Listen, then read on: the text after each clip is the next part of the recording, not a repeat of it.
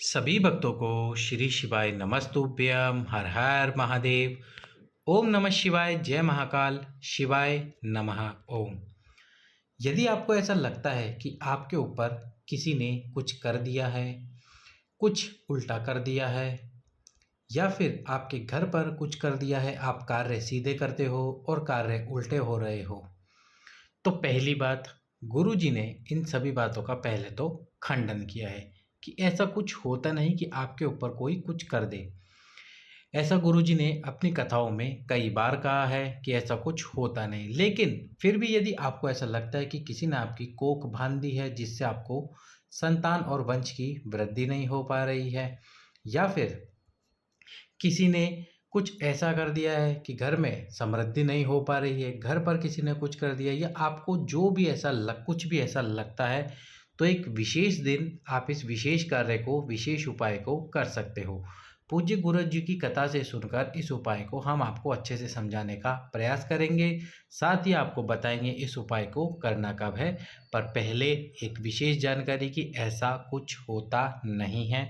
हम आपको पहले ही इस बारे में चेतावनी दे देते हैं, वार्निंग बता देते हैं कि ऐसा कुछ होता नहीं है। पर फिर भी आपको विश्वास है, आपको ऐसा लगता है, तो उसके लिए आपको इस उपाय को अवश्य ही करना चाहिए। तो ये उपाय क्या है? ये उपाय किया जाता है भूम प्रदोष के दिन। भूम प्रदोष के दिन आपको इस उपाय को करना है। भूम प्रदोष, जब मंगलवार की प्रदोष पड़ती है, उस प्रदोष को भूम प्रदोष कहते हैं। तो इस भूम प्रदोष के दिन आपको इस उपाय को करना है। क्या करना है? आपको एक आटे का दीप ले लेना है। आटे का दीप बना लीजिए अपने घर पर ही। दिन के 12 बजे से पहले पहले आपको ये कार्य करना है। आटे का दीप बनाइए। आटे का दीप बनाने के बाद में इस दीप के अंदर 4 लंबी बात आपको लगानी है। कितनी? 4 लंबी बात आपको लगानी है। 4 लंबी बात को लगाकर, अब ये जो लंबी बात आप लगाओगे, इन लंबी बात को अपने हाथों से कपास से बनाना, यानी कि रुई से बनाना। कपास से इन हाथों कपास से इस बात को बनाकर दीपक में लगाना, और दीपक के अंदर आपको डालना है सरसों का तेल।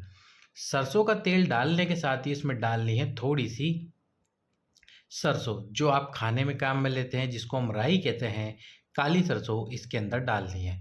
अब जब आपने इसके अंदर काली सरसों डाल दी, साथ में 4 लंबी बात लगा दी।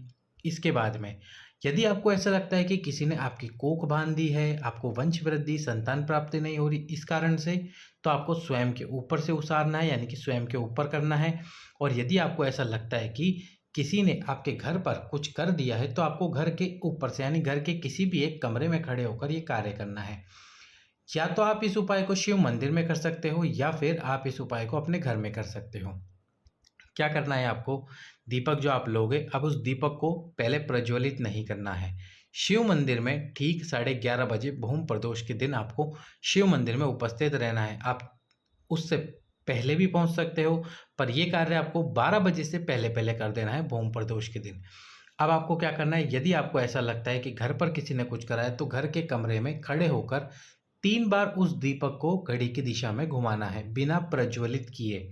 यानी कि बिना जलाए उस दीपक को 3 बार घड़ी की दिशा में आपको घुमा लेना है, और फिर शिव मंदिर में जाना है, और शिव जी पे से, जो भगवान शंकर का शिवलिंग है, उस शिवलिंग पे से 7 बार काल भैरव का नाम लेकर, किसका नाम लेकर?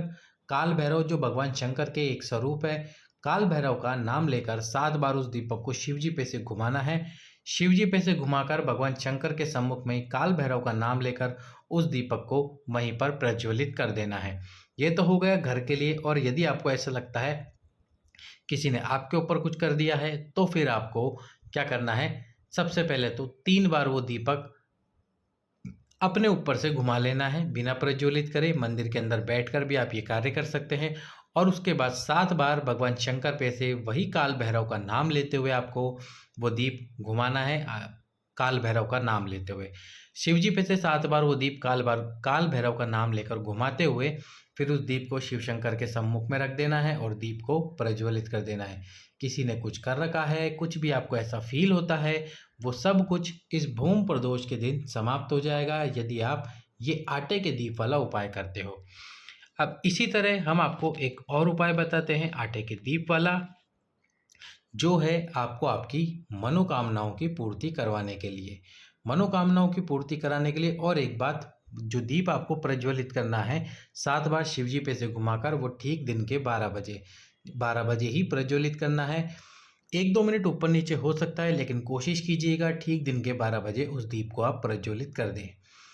अब मनोकामना पूर्ति उपाय आपको किस प्रकार से करना है, इसमें आपको आवश्यकता पड़ने वाली है काली उड़द, यानी कि जो उड़द की दाल आती है उस काली उड़द की दाल की आवश्यकता पड़ने वाली, साथ में एक दीपक जिसके अंदर आपको तिल्ली का तेल यानी कि तिल का तेल और उसके साथ ही सरसों का तेल, ये दोनों तेल डालने हैं। और ये दोनों तेल डालकर उस दीपक में 4 लंबी बात लगाकर आपके मन की कामना कर इससे पहले वीडियो को लाइक कर चैनल को सब्सक्राइब कर वीडियो को अधिक से अधिक लोगों के पास में शेयर कर बेल आइकन प्रेस कर दीजिए।